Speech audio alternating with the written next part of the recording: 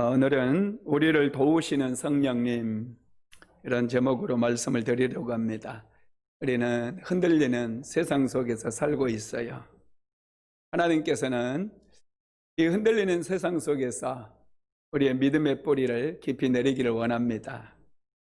그래서 성령을 보내주셔서 성령님께서 우리와 함께 하시기를 원하시고 우리를 도와주시는 겁니다. 코로나 바이러스가 삶의 근간을 흔들어 버렸어요. 성전 예배도 비대면으로 이렇게 드리게 만들고 성도들의 교제를 못하도록, 성도들은 은혜 받은 말씀을 서로 나누고 교제를 나누면서 믿음이 자라고 또 힘을 얻는데, 그런 교제가 사라지다 보니까 지금 모두가 힘들고 굉장히 어려운 상황 속에 놓여 있습니다. 이런 상황 속에서 우리의 믿음을 지키기 위해서 필요한 것은 확신입니다. 그래서 하나님께서 저와 여러분에게 계속해서 시리즈로 말씀을 주시는데, 첫 번째는 구원의 확신이었어요. 두 번째는 자녀됨의 확신, 세 번째는 상속자됨의 확신, 그리고 오늘은 네 번째로 성령님께서 우리와 함께 하신다라고 하는 그 확신을 가지라고 말씀을 하고 있습니다. 여러분, 우리가 신앙생활 할 때 우리의 믿음을 굳건하게 만들고 우리의 믿음의 뿌리를 깊이 내리기 위해서는 하나님께서 나와 함께 하신다라고 하는 그런 확신이 필요해요. 확신이 있는 곳에 기적도 일어납니다. 예수님께서 변화산에 올라가셨을 때 한 사람이 귀신 들린 아들을 데리고 변화산 밑에 찾아왔어요. 그곳에는 예수님의 제자들 몇 명이 남아 있었습니다. 제자들에게 나의 아들을 고쳐주소서 부탁을 했어요. 그런데 제자들의 능력으로는 귀신을 쫓아낼 수가 없었습니다. 그러다 보니까 변화산 밑에는 변론이 일어나고 훌렁거리기 시작했죠. 마침 그때 예수님께서 변화산에서 내려오셨어요. 그러자 이 아이의 아버지가 예수님께 나아가서 예수님께 부탁을 합니다. 선생님, 귀신이 우리 아이를 죽이려고 불에도 들어가게 만들고 물에도 들어가게 만듭니다. 무엇을 하실 수 있거든 우리를 불쌍히 여기사 도와주소서. 그래요. 근데 예수님께서 뭐라고 말씀하시느냐 하면은 할 수 있거든이 무슨 말이냐, 믿는 자들에게는 능치 못함이 없느니라 그래요. 여러분, 이 아버지에게는 믿음이 있어서 지금 예수님께 나온 거거든요. 그런데 예수님께서 요구하시는 믿음은 예수님께서 반드시 이 아이를 정상적으로 회복시켜 주실 능력이 있음을 믿으라는 거예요. 그때 이 아이의 아버지가 소리를 지르면서 뭐라고 대답을 합니까? 내가 믿나이다. 나의 믿음 없음을 도와주소서. 내가 믿는다는 거예요. 그렇지만 나의 믿음이 연약하기 때문에 나의 믿음을 도우셔서 예수님께서 반드시 우리 아이를 고치신다는 것을 확신하게 하옵소서. 이런 말씀입니다. 그때 예수님께서는 이 아이에게서 귀신을 쫓아내 주시고 이 아이를 고쳐 주십니다. 하나님께서 우리에게 원하시는 믿음은 확신이 있는 믿음이에요. 코로나 바이러스 때문에 하나님이 살아계시는가 우리는 때로 의심할 수 있어요. 그런데 하나님은 살아계신다고 하는 확신을 가진 분들, 세상을 창조하시고 우주 만물을 움직이고 계신다는 확신을 가진 사람은 절대로 흔들리지 않는다는 것이죠. 하나님께서는 우리의 믿음을 도와주시기 위해서, 우리의 믿음에 확신을 더해주기 위해서 성령님을 우리에게 보내주시고 성령님을 통해서 우리를 도와주시는 거 믿으시기 바랍니다. 그러면 성령님은 어떻게 우리를 도우실까요? 첫째는 우리의 연약함을 도우신다고 그랬어요. 자, 26절 한번 같이 읽어봅니다. 이와 같이 성령도 우리의 연약함을 도우시나니 우리는 마땅히 기도할 바를 알지 못하나 오직 성령이 말할 수 없는 탄식으로 우리를 위하여 친히 간구하시느니라. 이와 같이 성령도 우리의 연약함을 도우시나니, 하나님께서는 우리의 연약함을 도우신다는 거예요. 왜 우리의 연약함을 도우실까요? 우리가 연약하기 때문에 흔들려요. 연약하기 때문에 뿌리를 깊이 내리지를 못하는 거예요. 환경 때문에 흔들리고, 때로는 질병 때문에 흔들리고, 때로는 가난 때문에 흔들리고, 자꾸 흔들리는 거예요. 사람은 누구나 다 연약해요. 하나님께서 능력을 주시고 큰 일을 행했던 사람도 순식간에 무너져 내리는 모습을 봅니다. 왜요? 연약하기 때문에. 여러분, 하나님께서는요, 우리의 연약함을 도와주시는 분이에요. 성령님은 우리의 연약함을 어떤 방법으로 도와주실까요? 첫째는요, 위로를 통해서 도와주십니다. 지금 우리는 힘든 시기를 보내고 있어요. 올해 1월 달부터 코로나 바이러스가 확산되면서 누구 만나는 것도 참 어렵습니다. 식사를 함께 같이 하고 싶어도 가족들 모임도, 친구들 모임도, 심지어는 목사님들 모임도 지금 안 해요. 성도들 모임, 구역예배 드린 적이 얼마나 오래돼 버렸습니까? 아무 모임도 할 수 없어요. 모임을 통해서 우리가 좀 서로 나누고 그래야 위로가 될 테인데, 그래서 보이지도 못하고 그러다 보니까 모두가 힘들어요. 이 힘든 시기에 정말로 필요한 게 뭡니까? 위로해 주는 거예요. 위로해 주는 거. 그런데 힘들다 보니까 사람들이 자꾸 충고하려고 그래. 충고.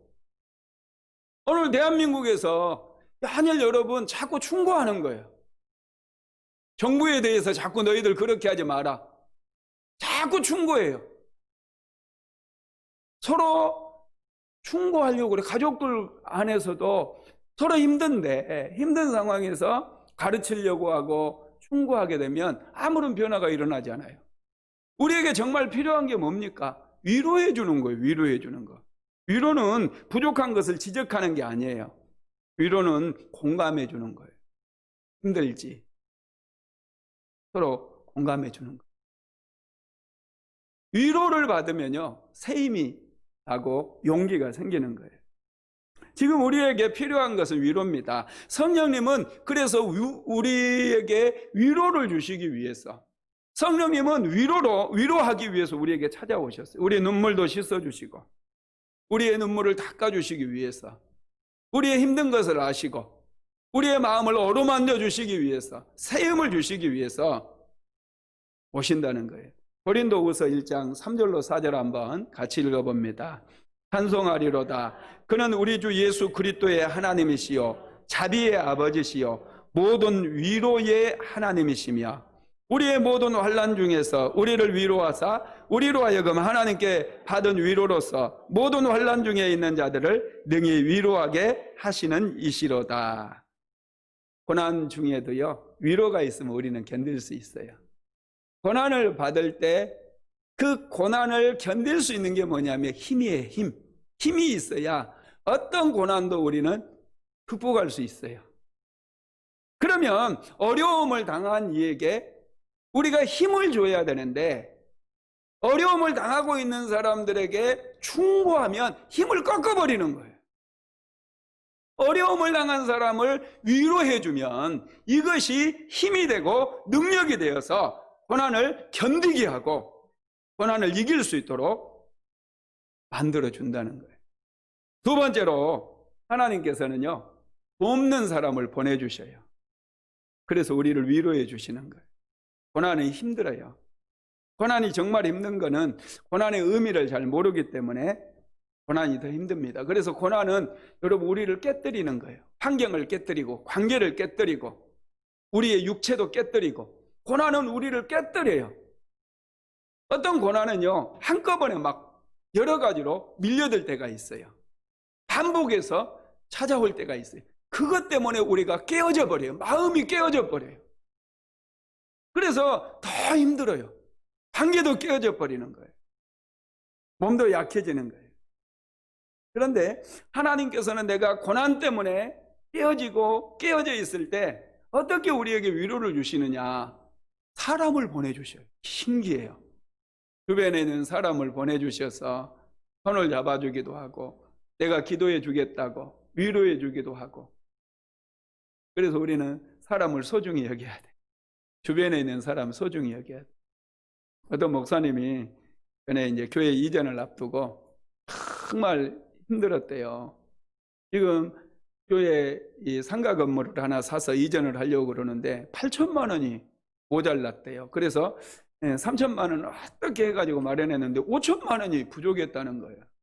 그래서 이제 이 5천만 원을 오늘까지 가져다 주지 못하면 계약이 파기가 되어지고 줬던 계약금도 날리고 다 날리게 되는 거예요. 그것 때문에 하나님께 간절히 기도하고 있는데 전화 한 통이 왔대요. 목사님 무슨 힘든 일 있나요? 교회 이전 때문에 기도하는데 5천만 원이 없어서요. 그랬더니 갑자기 그 권사님이 그랬대요. 하나님께서 이상하게 제가 갯돈을 탔는데요. 목사님께 전화하라고 그런 감동을 주셨어요. 제가 5천만 원 받았는데 목사님께 헌금으로 드릴게요. 그래서 그분이 헌금을 해가지고요. 그냥 이전을 했다는 기적이 일어났다고 목사님이 그런 말씀 하시더라고요. 누가 한 거예요? 하나님께서 하신 거예요. 성령님께서 그분이 자기 교회를 섬기는 권사님이 아니고 그냥 오래전에 알았던 권사님인데 그 권사님이 갑자기 어느 날 전화를 하셔가지고 5천만 원을 헌금하신 거예요. 이야, 정말 얼마나 놀랍습니까? 하나님께서는 이렇게 돕는 사람을 보내주셔요. 우리가 연약할 때 하나님은 사람을 보내주셔요. 저와 여러분은 그래서 항상 사람을 소중하게 여겨야 돼.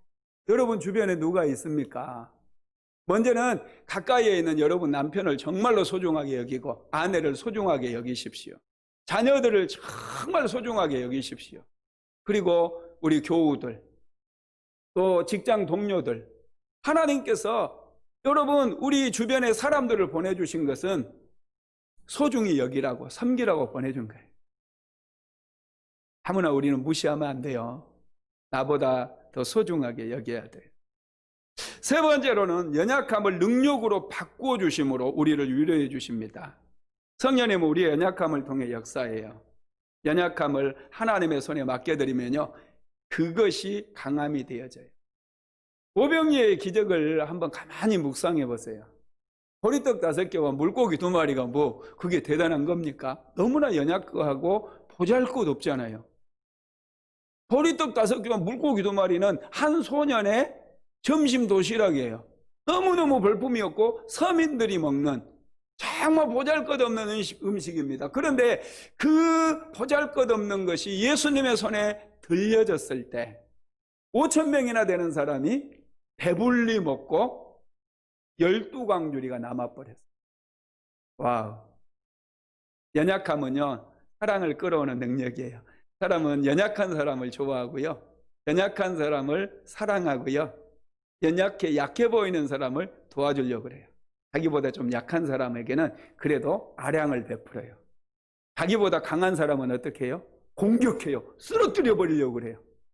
요즘 어제도 뭐 평일인데도 추미애 물러가라 막 이런 깃발 걸고 이 차량 시위를 하고 그러더라고요. 추미애 씨가 굉장히 지금 많이 공격을 받아요. 법무부 장관이. 왜 공격을 많이 받아요? 추미애 씨 굉장히 강하잖아요. 여자가 아주 굉장히 강해요. 강하면 공격을 받아요. 많은 공격을 받아요. 전에 윤석열 검찰총장도 강했잖아요. 그러니까 막 공격을 많이 받았어요. 지금 이제 전세가 역전되긴 했지만, 여러분, 사람은요, 연약한 사람을 보면은 좀 긍휼히 여기는 마음이 있는데, 강한 사람은 무조건 꺾어버리려고 그래요. 무조건 부러뜨려 버리려고 그래요. 연약함은 그래서 사랑을 끌어오는 능력입니다. 연약함을 통해 우리는 더 겸손해지고 온유해질 수 있어요. 우리는 연약함을 통해서 하나님의 성품을 배울 수 있습니다. 하나님은 사랑이셔요. 사랑은 온유하고 사랑은 겸손한 거예요. 고린도전서 13장 4절 한번 같이 봅니다. 사랑은 오래 참고 사랑은 온유하며 시기하지 아니하며 사랑은 자랑하지 아니하며 교만하지 아니하며. 여러분, 강하면 부러져 버려요. 근데 부드럽잖아요. 유연하잖아요. 그러면 바람이 불어도 휘어요. 태풍이 몰아칠 때 큰 나무라고 쓰러지지 않는 게 아니에요. 큰 나무일수록 오히려 더 쓰러질 가능성이 높아요. 그런데 갈대를 보세요. 갈대. 흔들리는 갈대를 보면 바람이 그렇게 많이 휩쓸고 지나가도 꼿꼿하게 서 있어요. 그 바람에 그냥 흔들리기는 해도 절대로 꺾여지는 법이 없다라는 거예요. 그리고 이 약함 때문에 열매를 맺습니다. 제가 늘 말씀드리지만 이 나무를 보면은, 열매 맺는 나무를 보면 꽃이 어디에 피느냐, 몸통에 꽃이 피는 법이 없어요. 몸통은 딱딱해요. 가장 부드러운 가지, 나무에서 가장 부드러운 가지에서 이파리가 나오고 가장 부드러운 가지에서 꽃이 피고, 그 부드러운 곳에서 이때만한 사과가 열리고 이때만한 배가 열린다는 거예요. 신기해요. 누가 여러분 풍성하게 인생을 살 수 있느냐? 부드러운 사람이에요. 따뜻한 사람이에요. 우리는 자녀들을 가르칠 때 약해지면 안 된다, 강해야 된다, 사람은 강해야 돼, 더 강해져야 돼, 자꾸 강함을 얘기하거든요. 그거 인생을 모르는 사람들이에요. 강하면 부러져 버리는 거예요. 사람들은 강한 사람을 공격해요. 부드러운 사람이 사람을 얻고 부드러운 사람이 풍성한 인생을 살아갈 수 있다는 거예요. 그래서 여러분, 우리가 항상 연약함에 대해서 더 깊은 묵상이 필요합니다. 연약함 위에 하나님의 능력이 임합니다. 세상에서 가장 연약한 곳이 어디였죠? 십자가였어요. 십자가. 예수님은 연한 순같이 오셨어요. 예수님은 강제로 끌려가셨어요. 연약하셨기 때문에 강제로 끌려가셔서 강제로 십자가에 못 박히셨어요. 죽으셨어요. 너무나 연약했기 때문에. 그런데 그 연약한 곳에 하나님께서 함께 하시니까 예수님께서 그 연약한 십자가에서 사망 권세를 깨뜨리고 부활하셨고, 그곳에서 모든 인류의 제 문제를 해결해 주셨다는 거예요. 구원의 역사가 가장 연약한 곳에서 일어났다는 사실을 믿으시기 바랍니다. 요셉을 생각해 보세요. 애굽의 노예로 끌려갔어요. 얼마나 연약합니까? 억울하게 누명을 썼어요. 요셉이 얼마나 연약했던지 하소연할 데가 없었어요. 자기의 억울함을 얘기할 곳조차 없었어요. 그래서 요셉은 감옥에 갑니다. 감옥에 내려갔어요. 그런데 하나님께서는 감옥에 내려간 요셉에게 은혜를 주십니다. 너무 연약해서 변명도 못하고 자기의 억울함을 하소연하지 못했던, 그래서 감옥에 내려갔던 요셉에게 하나님께서 지혜를 주시는 거예요. 지혜를. 능력으로 역사하시는 거예요. 술 맡은 간원장과 떡 맡은 간원장의 꿈을 해석하게 만들어주고, 나중에는 바로 왕의 꿈을 해석하게 만들어줘서 애굽의 국무총리가 되게. 연약함을 부끄러워하지 마세요. 내가 가진 것이 없고 배운 것이 비천하고 이렇게 초라하게 나이만 막 많아져서 늙어가는 것 같다. 여러분 부끄러워하지 마세요. 그렇기 때문에 하나님의 능력이 나의 위에 임한다는 거예요. 하나님은 내가 가진 것이 없고 내가 별 볼 일 없다 할지라도 나를 너무나 소중히 여기시고 그 연약함을 통해서 나를 높여주시고 그 연약함을 통해서 일하신다는 거예요. 그래서 사도 바울은 우리가 연약할 때 그리스도의 능력이 나에게서 나타난다고 말씀했어요. 고린도후서 12장 9절로 10절 한번 같이 읽어봅니다. 나에게 이르시기를 내 은혜가 내게 족하도다. 이는 내 능력이 약한 데서 온전하여 짐이라 하신지라. 그러므로 도리어 크게 기뻐함으로 나의 여러 약한 것들에 대하여 자랑하리니 이는 그리스도의 능력이 내게 머물게 하려 함이라. 그러므로 내가 그리스도를 위하여 약한 것들과 능력과 궁핍과 박배와 공고를 기뻐하노니 이는 내가 약한 그때에 강함이라. 할렐루야. 사도 바울이 이 비밀을 깨달은 거예요. 그래서 사도 바울은 내가 약한 것을 자랑하겠다는 거예요. 약한 그때에 하나님의 능력이 나에게 임하고 그 능력이 머문다는 사실을 알았기 때문에 약할 그때가 곧 강함이라는 사실을 바울은 알았다는 거예요. 약함 때문에 낙심하지 마세요. 우리는 흔들릴 수 있어요.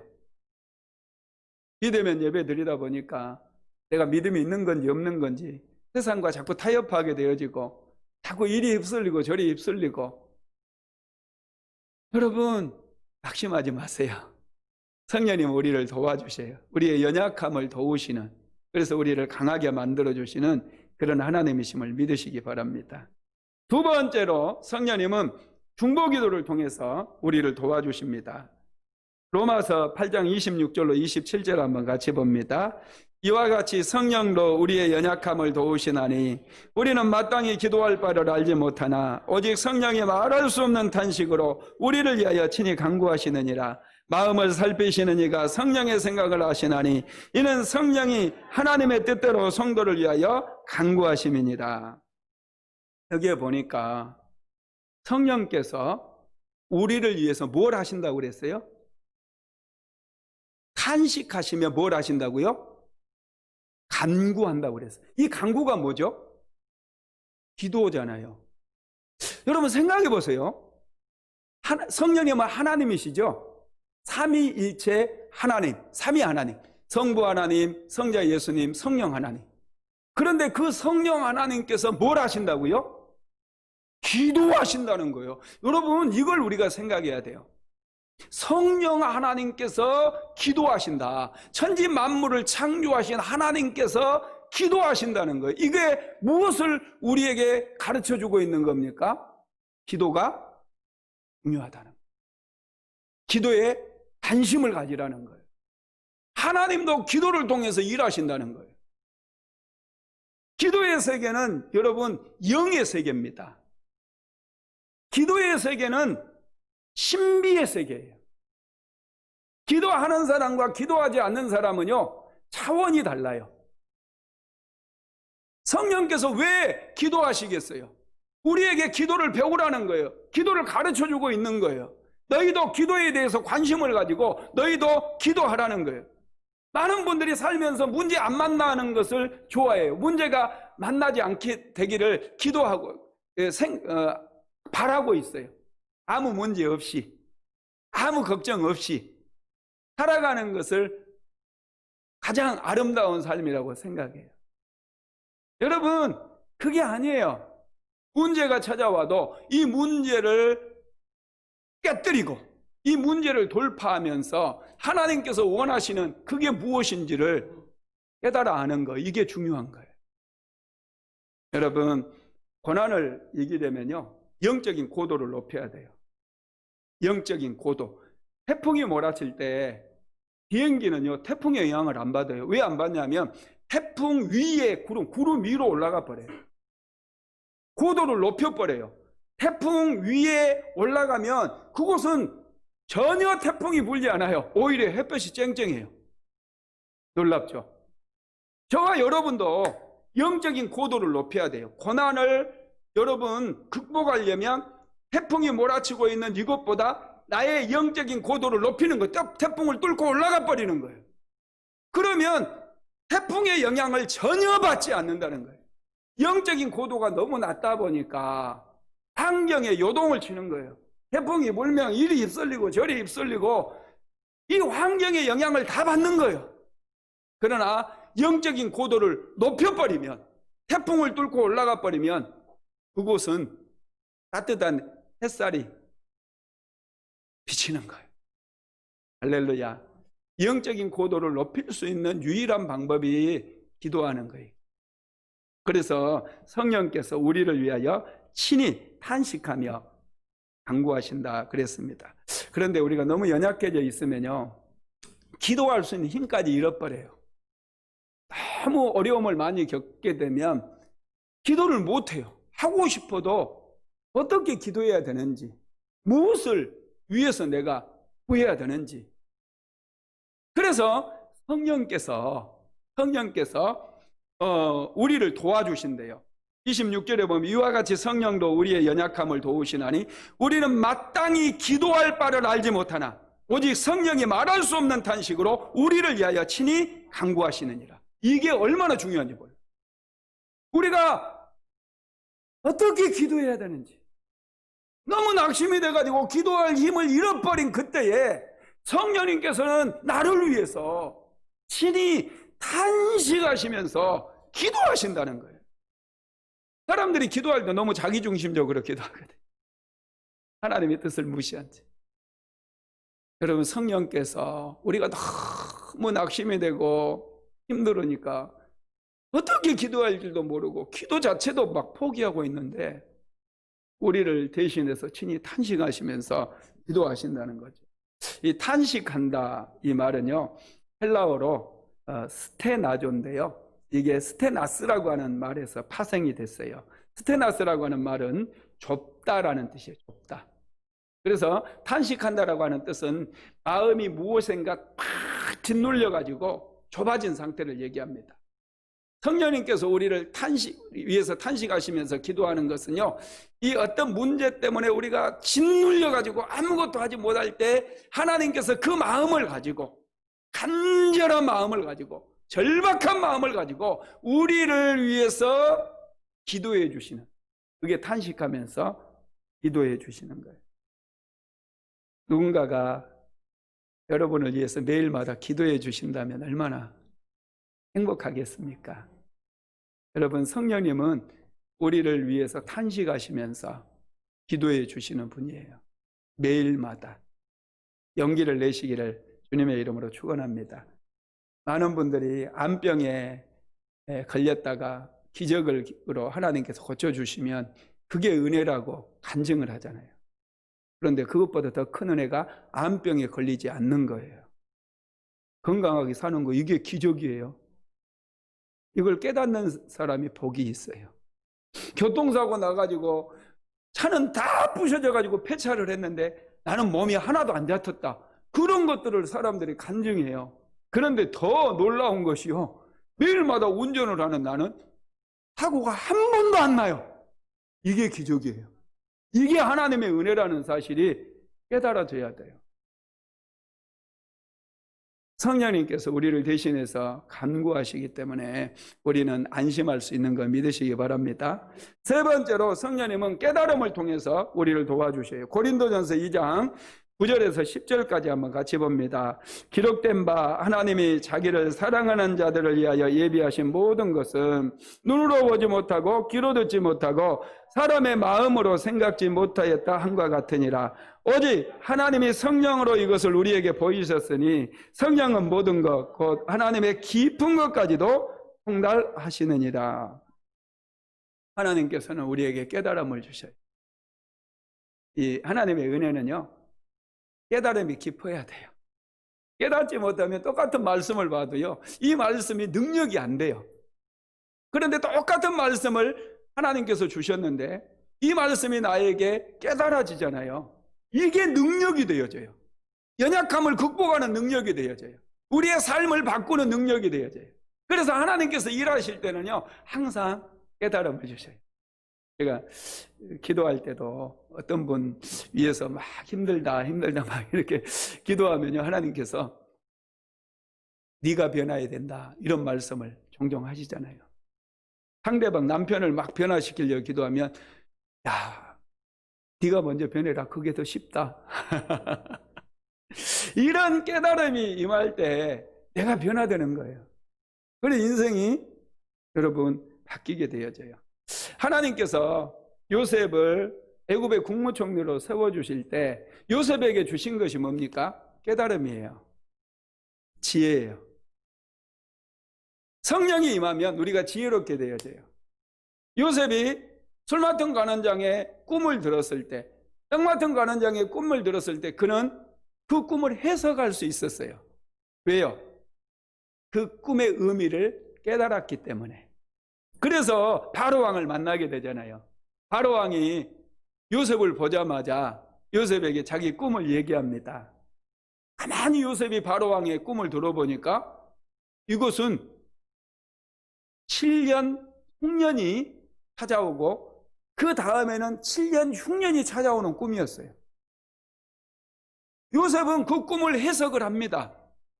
그래서 바로왕에게 그 꿈은 앞으로 당신의 나라 애굽에 7년 동안 엄청나게 큰 풍년이 오겠지만은 풍년이 끝나면은 7년 동안 극심한 흉년이 들어가지고 앞에 흉년이 흔적도 찾아볼 수 없을 만큼 흉년 때문에 고통을 받게 될 것입니다. 흉년 때문에 많은 사람이 죽고 나라가 자칫 잘못하면 엄청난 위기를 만날 수 있잖아요. 요셉은 그걸 깨달았어요. 애굽 나라에 바로왕의 꿈을 깨달은 사람이 있었어요? 아무도 없었어요. 요셉은 왜 그 꿈을 깨달을 수 있었느냐? 하나님의 영이 요셉과 함께 있기 때문에, 성령께서 요셉과 함께 있기 때문에 그 꿈을 정확하게 해석을 할 수 있었고, 뿐만 아니라 이 꿈을 흉년을 대비할 수 있는 여러분 대책까지 마련을 할 수 있었어요. 이게 놀라운 거예요. 문제를 해결할 수 있는 그런 지혜까지 요셉에게 하나님께서 주셨다는 거예요. 그래서 요셉이요, 바로왕에게 당신의 꾼 꿈은 풍년, 7년 풍년과 7년 흉년이 있습니다. 이 흉년 때에 오히려 당신은 더 잘 될 수 있으니까 두 가지를 준비해라. 그러면서 요셉이 문제를 해결하기 위해서 두 가지 방법을 제시해 주는데요. 첫째가 탁월한 인재를 등용하라는 거예요. 똑똑한 사람, 지혜가 충만한 사람, 깨달음이 임하는 사람, 이런 사람들을 발탁을 해가지고 일을 맡기라는 거예요. 그리고 두 번째는 흉년 때에 거둔 곡식을 5분지 1을 저축하라는 거예요. 5분지 1. 인생을 살면서 여러분 우리가 반드시 이걸 알아야 돼요. 5분지 1은 저축하고 있습니까? 저축의 신비를 배워야 돼요. 많은 요즘 젊은이들은요, 자기가 번 것보다 더 많이 써버려요. 미래가 없어요. 하나님의 법칙은 저축을 통해서 미래를 준비하는 그 사람에게 복을 주는 법칙이에요. 7년 풍년 동안에 5분지 2를 저축하지 않았더라면 애굽은 망해버렸어요. 그러나 5분지 2를 거둬들이고 저축하게 만들므로 인해서 애굽은 오히려 7년 흉년을 지나면서 더 부자가 되어버렸어요. 경제학자들은요, 세계 경제가 10년마다 한 번씩 위기가 찾아온다, 그렇게 얘기해요. 1998년도에 우리나라 IMF 사건이 있었죠. 엄청난 경제 위기가 있었어요. 그리고 2007년도 미국의 리먼 브러더스 사건, 이 은행이 굉장히 많이 도산을 하고 그러면서 세계 경제가 휘청거렸어요. 그리고 올해 2020년도에 코로나 바이러스 때문에 세계 경제가 어마어마하게 흔들려요. 여러분, 왜 이런 경제적인 위기를 주시는 줄 아세요? 이거 하나님의 작품이에요. 저축한 사람들, 평소에 10년 동안 저축한 사람들에게 하나님께서 후의 이동을 만드시기 위해서 평소에 저축을 해야 돼요. 여러분들이 버는 수익 다 먹어버리지 마세요. 다 써버리지 말고 최소한 5분지 1은 저축하다 보면요, 10년 만에 주식의 대폭락이 일어나요. 목사님, 제 주식 투자 나쁜 거 아닙니까? 나쁜 거 아니에요. 하세요. 올해도 여러분 2020년도 코로나 바이러스가 오면서요, 주식이 얼마나 막 바닥으로 떨어졌는데 이 5배가 떨어져 버린 주식들도 있어요. 근데 그런 것들이 지금은 다 회복을 하고 더 높아졌어요. 우리 그리스도인들은요, 평소에 이렇게 5분지 1을 저축을 해놓으면 기회를 하나님이 주셔서 부의 이동을 하게 만들어요. 요셉의 때뿐만 아니라 오늘날도 마찬가지예요. 평소에는 은행에다 저축을 잘 하세요. 다 먹어버리지 마시고, 하나님께서 다 5분지 1을 헌금하라고 안 하잖아요. 그냥 5분지 1을 미래를 위해서, 자녀들의 미래를 위해서 저축해라, 그 얘기잖아요. 그러니까 제가 전에도 저금 통장 꼭 만드시라고, 월급 받은 거 다 먹지 말고 통장에다 청약도 하나 들어놓고 미래를 위해서 저축을 해라, 자꾸 저축하라고 제가 가르치잖아요. 왜냐하면 이런 때에, 어려움의 때를 준비하는 거예요. 어려움의 때에 하나님께서 축복을 주시는 통로가 되기 때문에 반드시 우리에게는 저축하는 습관이 필요하다는 거예요. 말씀을 마무리하겠습니다. 하나님께서는 우리에게 성령을 보내주셔서 우리의 연약함을 도와주십니다. 우리는 한 번도 걸어가 보지 않은 이 코로나 시대를 살아가고 있어요. 어른들도 힘들고, 아이들도 힘들고, 정치인들도 힘들고, 경제인들도 힘들고, 법조인도 힘들고, 목사님들도 힘들고, 성도들도 힘들고, 다 힘든 시대, 이런 시대를 살고 있습니다. 이런 시대에 성령님께서는 연약한 자들에게 위로를 주셔요. 우리가 높아지려고 해서는 안 돼요. 강한 자가 되려고 해서도 안 돼요. 오히려 이런 때는 다윗이 왕이라도 맨발로 눈물로서 감람산에 올라가서 하나님의 위로를 기대했던 것처럼, 지금은 우리가 맨발을 벗고 눈물을 흘리면서 하나님의 성전에 나와서 하나님, 나의 연약함을, 나의 부족함을 주님 앞에 올려드립니다. 나를 불쌍히 여겨주시옵소서. 대한민국의 교회들이 눈물로서 맨발로 하나님 앞에 나아가서 하나님 앞에 우리의 연약함을 보여줘야 된다는 거예요. 그때 하나님께서 우리를 위로해 주시고 우리를 다시금 회복시켜 주신다는 거예요. 믿으시기를 바랍니다.